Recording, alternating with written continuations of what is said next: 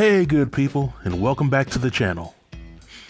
If my video format looks a little different, then just know that I lost a lot of my files for YouTube earlier today, but as they say, the show must go on.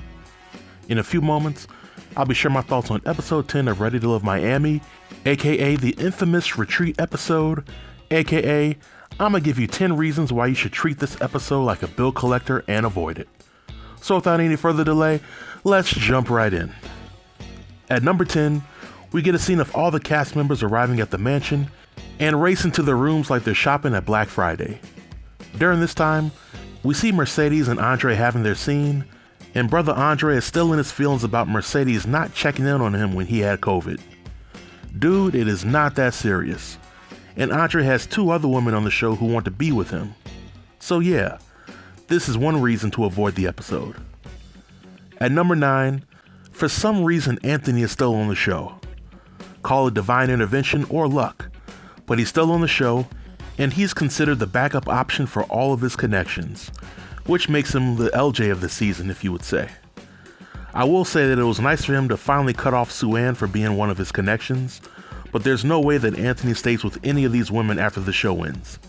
It's theoretically not possible. At number 8, Tony and Lyndon play a game of pool, and the winner gets Morgan's honor.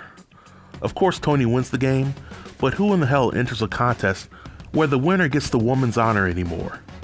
This whole scene was silly, and the two of them looked like little kids on a playground, vying for the affection of a school crush.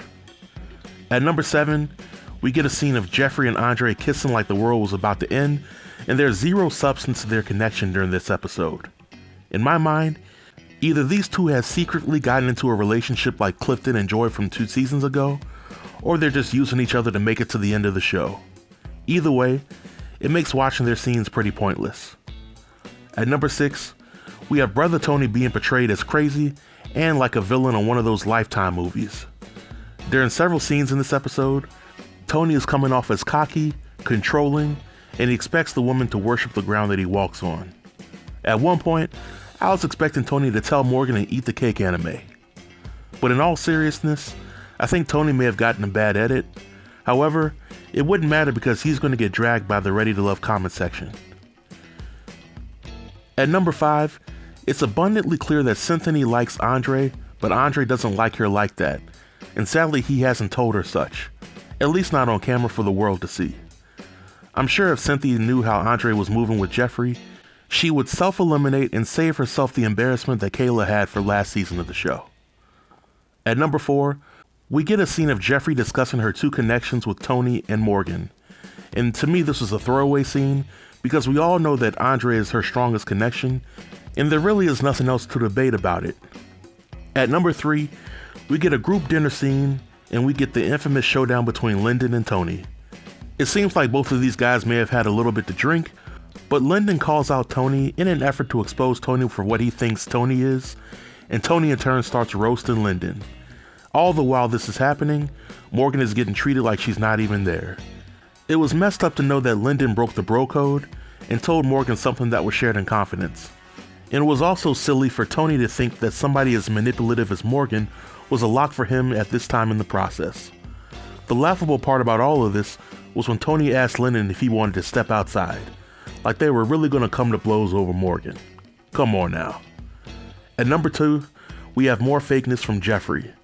There's a scene of her and Andre going to the hot tub.